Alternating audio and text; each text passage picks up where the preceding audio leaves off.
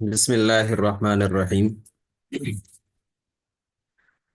الحمد لله رب العالمين والصلاة والسلام على سيد الأنبياء والمرسلين أما بعد. الدرس الثالث. ہمارے اس کورس لسان القرآن الکریم کا یہ تیسرا سبق ہے، اور اس میں ہم عربی زبان کے ایک خاص عنوان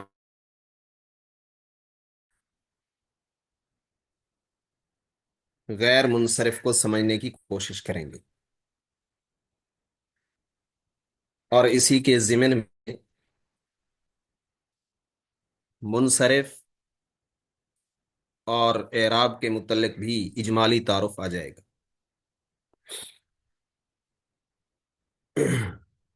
اللہ تعالیٰ نے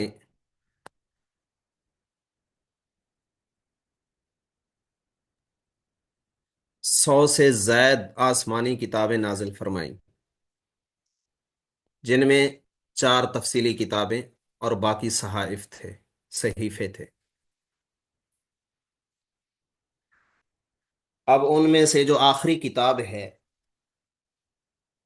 قرآن کریم کی صورت میں، یہ ایک معجزے والی کتاب ہے، اعجاز والی کتاب ہے۔ اس کے ذریعے سے اللہ تعالیٰ نے عرب و عجم کے تمام فصحاء و بلغاء کو چیلنج دیا ہے کہ اگر آپ میں ہمت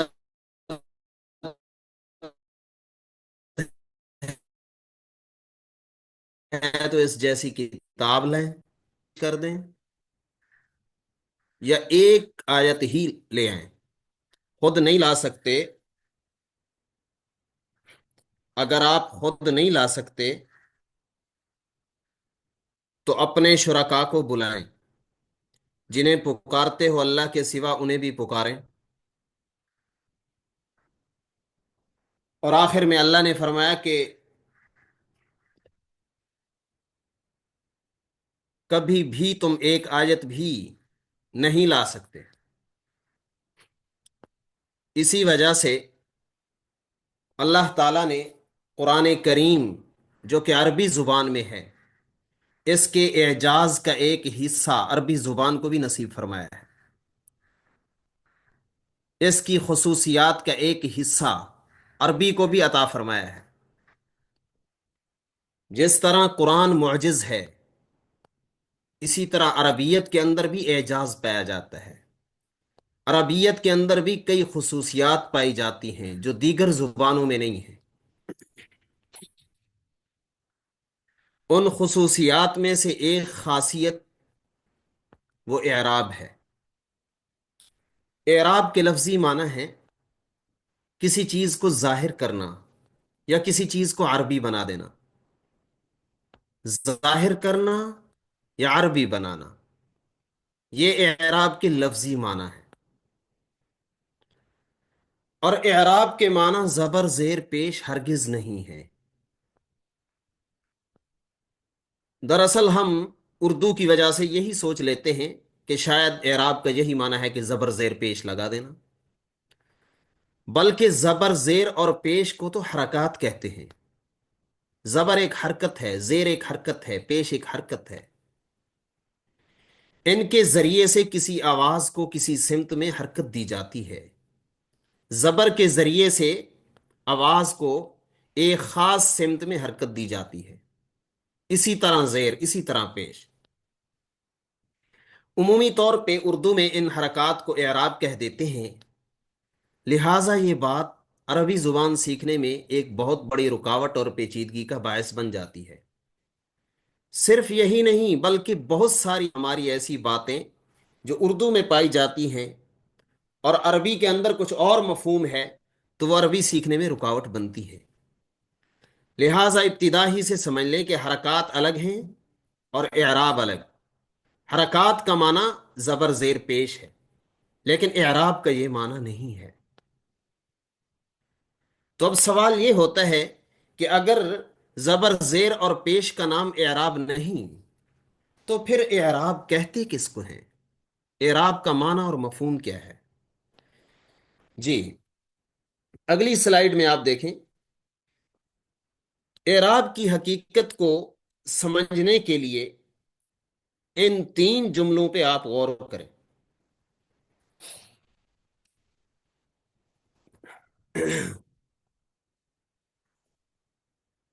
سب سے پہلا جملہ ہے، حامد نے محمود کو مارا، اور دوسرا جملہ ہے، محمود نے حامد کو مارا۔ تیسرا جملہ ہے، محمود نے حامد کے بھائی کو مارا۔ یہ تین جملے یہاں پر پیش کیے گئے ہیں۔ اردو کے اندر مثال ہے تاکہ سمجھنے میں آسانی ہو، عربی کی مثال دے سکتے تھے لیکن ابتدائی لوگوں کے لیے مشکل ہے۔ حامد نے محمود کو مارا، محمود نے حامد کو مارا، یہ دو جملے۔ تیسرا جملہ، محمود نے حامد کے بھائی کو مارا۔ اب ان تینوں جملوں میں اگر آپ غور کریں تو ایک ہی کام ہوا ہے، اور وہ مار پیٹ کا۔ پہلے جملے میں کام کرنے والا یعنی فاعل وہ حامد ہے، حامد نے پیٹا ہے محمود کو، جبکہ محمود مفعول ہے، اسے مار لگی ہے، اس پر مار واقع ہوئی ہے۔ اور دوسرے جملے میں حامد کا مقام یعنی سٹیٹس تبدیل ہو گیا ہے، اور وہ مفعول کی حیثیت سے استعمال ہوا ہے، اسے مارا گیا ہے، اسے پیٹا گیا ہے، یہ تبدیلی آئی ہے۔ اور تیسرے جملے میں حامد کا کوئی کام نہیں ہے، نہ حامد نے مارا ہے، نہ حامد کو مارا گیا ہے، نہ حامد فاعل ہے، نہ حامد مفعول ہے، بلکہ اس کا ذکر تو ضمناً آیا ہے، حامد کے بھائی کو صرف تعارف کے لیے آیا ہے، تمہید کے لیے آیا ہے، مقدمے کے طور پہ آیا ہے، مقصد نہیں ہے، مقصود اصلی نہیں ہے، مقصود نہیں ہے اس کا ذکر کرنا، بلکہ اس کے بھائی کا تعارف کرانے کے لیے حامد کا ذکر کرنا پڑ گیا ہے، ورنہ حامد نے نہ تو مارا ہے، نہ حامد کو مار لگی ہے۔ یہ فرق ہے ان تین جملوں میں۔ اب ان تینوں جملوں میں حامد اسم جو ہے، یہ اس کے اندر کوئی خاص تبدیلی نہیں ہوئی، یہ ویسے کا ویسے رہا ہے، کوئی فرق نہیں آیا، اس میں حامد ویسے کا ویسے ہے جیسے تھا، لیکن حامد کا سٹیٹس یعنی اس کی حالت تبدیل ہو گئی ہے۔ پہلے اس کی کچھ اور حالت تھی، پھر اس کی کچھ اور حالت ہوئی، پھر تیسرے نمبر پہ اس کی کچھ اور حالت ہے، اور وہ کوئی خاص قابل ذکر بھی نہیں ہے۔ پہلی صورت میں حامد فاعل بنا، دوسری میں مفعول بنا، اور تیسری صورت کے اندر وہ ضمناً مذکور ہوا، اصلاً مذکور ہی نہیں ہے۔ اب یہ حامد کی جو تبدیلی ہوئی ہے، حامد میں حامد کی حالت کی جو تبدیلی ہوئی ہے، اس حالت کی تبدیلی کو گویا کہ اعراب کہا جاتا ہے۔ یہ ہے اعراب، جملے کے اندر جو اس کے مختلف حالات ہیں ان کو اعراب کہتے ہیں، اعراب زبر زیر پیش کو نہیں کہتے۔ زبر زیر پیش تو ہمیں سمجھانے کے لیے نشانی کے طور پہ اور علامت کے طور پہ آتے ہیں، وہ صرف ہمیں سمجھانے کے لیے آتے ہیں، حقیقت سے اس کا واسطہ نہیں ہے۔ حقیقت یہی ہے کہ اس کے حالات جو تبدیل ہوتے ہیں، اسم کے جو حالات تبدیل ہوتے ہیں انہی کو اعراب کہتے ہیں، اس کے حالات کی تبدیلی۔ جی، یہ بات سمجھ آ گئی ہوگی۔ اب اسم کی اعرابی حالتیں، اعراب کے لحاظ سے اسم کی تین حالتیں ہوتی ہیں: حالت رفع، حالت نصب، حالت جر۔ اسم کسی ترکیب میں مندرجہ ذیل تین حالتوں میں سے کسی ایک حالت میں ہی پایا جاتا ہے، اس کی کوئی چوتھی حالت نہیں ہوتی، جزم وغیرہ کی صورت میں اسم نہیں آتا۔ عربی زبان میں استعمال ہونے والے اسما دو قسم کے ہیں۔ ایک وہ اسما ہے جو مختلف اعرابی حالتوں میں اپنی شکل تبدیل کرتے ہیں۔ حالت رفع میں کچھ ہوتے ہیں، حالت نصب میں کچھ ہوتے ہیں، حالت جر میں کچھ ہوتے ہیں۔ انہیں معرب اسما کہتے ہیں۔ معرب اسما، معرب اسما یعنی جن کا اعراب تبدیل ہو رہا ہو، چینج ہو رہا ہو۔ اور دوسرے وہ اسما ہیں جو تینوں اعرابی حالتوں میں ایک ہی شکل اختیار کیے رہتے ہیں۔ وہ اسما جو تینوں اعرابی حالتوں میں ایک ہی شکل پر رہتے ہیں، انہیں مبنی اسما کہتے ہیں۔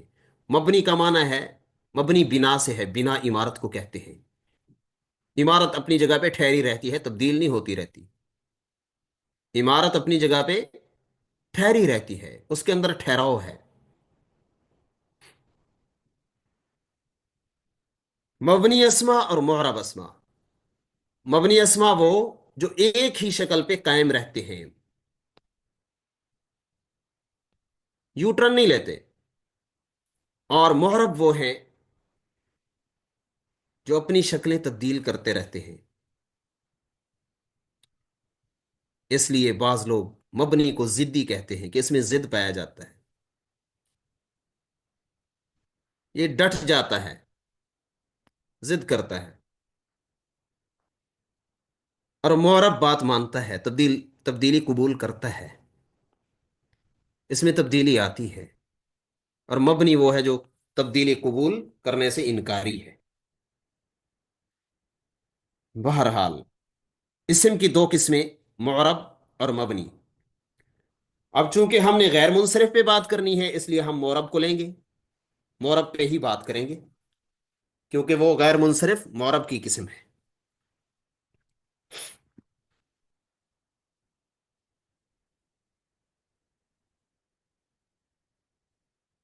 تو معرب، اسم معرب کی پھر دو قسمیں ہیں۔ بعض وہ ہیں معرب جو منصرف ہیں، اور بعض وہ ہیں جو غیر منصرف ہیں۔ معرب، منصرف اسما، یہ تین اعرابی حالتوں میں تین شکلیں اختیار کرتے ہیں۔ حالت رفع میں کچھ ہوتے ہیں، حالت نصب میں دوسری شکل بناتے ہیں، حالت جر میں تیسری شکل بناتے ہیں۔ تین شکلیں ہوتی ہیں ان کی، ہر حالت میں الگ الگ شکل یہ پیش کرتے ہیں۔ جیسے آپ دیکھیں حالت رفع میں رسول، اور حالت نصب میں رسولن، شکل تبدیل ہو گئی۔ حالت جر میں رسولن۔ اب لفظ رسول یہ ایک منصرف اسم ہے، معرب ہے، منصرف ہے، اور تینوں اعرابی حالتوں میں شکل اس نے تبدیل کی ہے۔ رسول، رسولن، رسولن۔ کتاب، کتاب بھی ایک معرب منصرف اسم ہے۔ کتابن، کتابن، کتابن۔ مسلم، مسلمن، مسلمن، مسلمین۔ خلاصہ یہ کہ وہ اسم جو معرب ہو اور منصرف ہو، تو وہ تینوں اعرابی حالتوں میں اپنی شکل تبدیل کرتا ہے۔ حالت رفع میں کچھ ہوتا ہے، حالت نصب میں پھر تبدیل ہو جاتا ہے، حالت جر میں پھر ایک اور شکل میں چلا جاتا ہے۔ اور منصرف اسما کی علامت تنوین ہے، ان پر تنوین آتی ہے، دو زبر دو زیر دو پیش۔ رسول، رسولن، رسولن۔ اور یہ اسما جب حالت نصب میں استعمال ہوتے ہیں تو ان کے آخر میں دو زبر کے ساتھ ایک الف کا اضافہ کیا جاتا ہے لکھنے میں، رسولن، اور جب وقف کرتے ہیں تو پھر رسولہ۔ اس قاعدے سے دو چیزیں استثناء ہیں، مستثنیٰ ہیں، وہ اس میں شامل نہیں ہیں۔ दो चीजें। नंबर एक,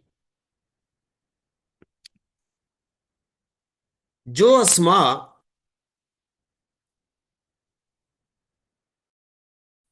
ताए मरबूता, जो अस्मा ताए मरबूता यानी गोल ता पर खत्म होते हैं। इसको तब्दील करें स्लाइड को।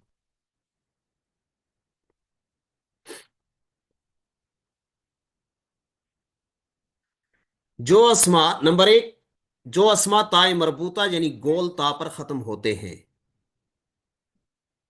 हालत नस्ब में उन पर दो जबर के साथ अलिफ का इजाफा नहीं होता। मिसाल के तौर पे जन्नतुन, जन्नतन, जन्नतिन।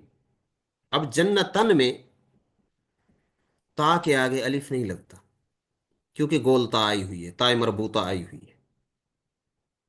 ये पहला मुस्तस्ना है।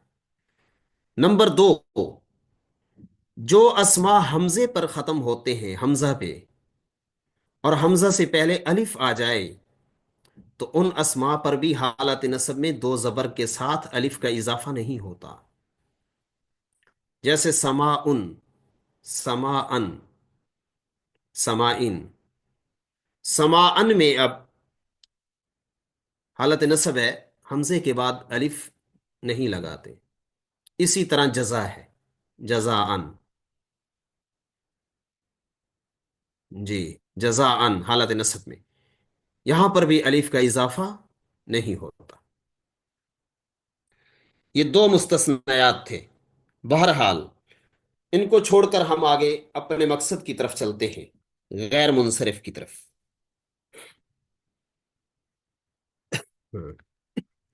मुअरब गैर मुनसरिफ अस्मा, ये तीन एराबी हालतों में सिर्फ दो शक्लें इख्तियार करते हैं। इनकी शक्लें तीन नहीं होती, इनकी शक्लें दो होती हैं। अगर आप गौर करें तो हालत रफा में आदमू, हालत नसब में आदमा, हालत जर में आदमा। अब आप देखें कि हालत नसब और हालत जर ये यकसां है, एक जैसी है, ये मुत्तफिक है, ये अलग थलग नहीं है। हालत रफा अलग है, हालत नसब और जर एक ही है। जैनबू, जैनबू, जैनबा, जैनबा, हालत नस्ब और जर दोनों में जैनबा। उस्मानु, उस्माना, उस्माना। उसामतु, उसामता, उसामता। अकबरू, अकबरा, अकबरा। गोया के गैर मुनसरिफ भी, वो इस्म जो गैर मुनसरिफ हो, वो भी शक्लें तो तब्दील करने की सलाहियत रखता है, लेकिन बहुत कम। मुनसरिफ जो है वो मुकम्मल घूमता है, वो तीनों हालतों में तीन शक्लें बनाता है। और गैर मुनसरिफ तीन हालतों में सिर्फ दो शक्लें बनाता है, दो शक्लें बना सकता है। जर की इसकी कोई खास शक्ल और नहीं है, नसब वाली हालत पर ही रहता है, उसी शक्ल में ही रहता है। अब दो बातें आपको इसमें समझनी चाहिए। पहली बात यह कि आपने यहां पर तनवीन नहीं देखी कहीं पे। आदम हो, जैनब हो, उस्मान हो, उसामा हो, अकबर हो, किसी पर भी तनवीन नहीं है। और आपने कहीं पर जेर भी नहीं देखी।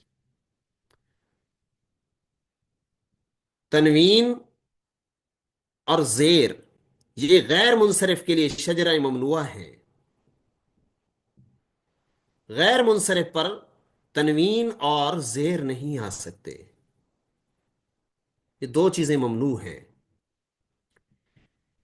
जेर की फिर भी कोई ना कोई सूरत बन जाती है मजबूरन कहीं पे, लेकिन तनवीन की कोई सूरत भी नहीं बनती।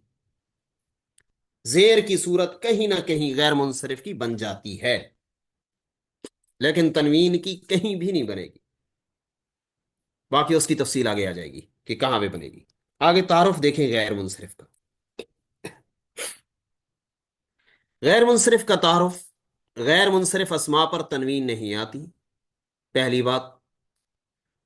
دوسری بات یہ کہ ان کی حالت نصب اور حالت جر کی شکل ایک ہی ہوتی ہے۔ غیر منصرف حالت جر میں زیر قبول نہیں کرتے، ان پر زیر نہیں آ سکتی، یہ بات گزر چکی۔ لیکن دو صورتیں ایسی ہیں جن میں یہ حالت جر میں زیر قبول کرتے ہیں، ان دونوں صورتوں کے بارے میں ہم آگے پڑھیں گے۔ فی الحال غیر منصرف اسما پر ہم حالت جر میں زیر استعمال نہیں کریں گے، آگے ان پہ تفصیلی بات ہوگی۔ عربی زبان میں استعمال ہونے والے کون سے اسما غیر منصرف ہیں؟ یہ عربی زبان کا تھوڑا مشکل اور پیچیدہ موضوع شمار ہوتا ہے، لہذا آسانی کے لیے ہم یہاں اسما کے چند گروپ بنائیں گے، انہیں بیان کریں گے۔ اگر قواعد کے ذریعے ہم بیان کرنے کی کوشش کریں گے تو مشکل ہو جائے گی، اس لیے ہم نے گروپ بنا لیے۔ پہلا گروپ دیکھیں، نمبر 1، انبیاء کے اکثر نام غیر منصرف ہیں، جیسے آدم، ابراہیم، اسحاق، اسماعیل، داود، سلیمان، یونس، یوسف، ایوب، یہ غیر منصرف ہیں۔ ان اسما پر نہ تنوین آ سکتی ہے اور نہ ہی ان پر زیر آ سکتی ہے۔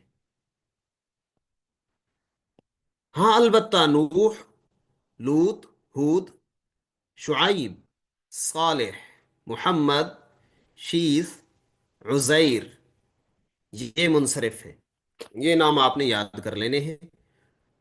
انبیاء کے ناموں میں سے صرف یہی نام منصرف ہیں، باقی سارے غیر منصرف ہیں، اور ان کی وجوہات بھی بیان کی گئی ہیں کہ یہ کیوں منصرف ہیں۔ دوسرا گروپ، عربی عربی مؤنث اسماء اعلام،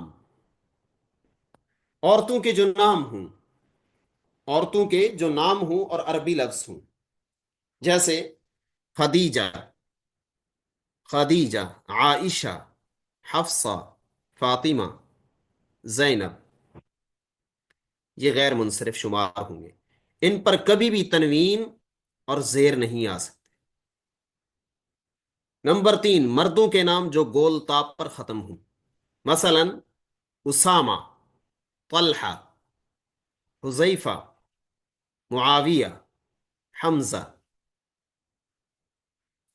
نمبر 4، مردوں کے نام جو الف نون پر ختم ہوں، مثلا عثمان، عدنان، سلمان۔ نمبر 5، فرشتوں کے نام، مثلا جبریل، میکال، ہاروت، ماروت۔ ہاں البتہ رضوان اور مالک کا نام ذکر کیا جاتا ہے، بعض لوگ ذکر کرتے ہیں ان کے نام، مالک اور رضوان کا، تو وہ غیر منصرف نہیں ہوں گے، وہ منصرف ہوں گے۔ اور اسی طرح منکر نکیر کا جو نام آیا ہے وہ بھی منصرف ہی ہیں، غیر منصرف نہیں ہے۔ جی،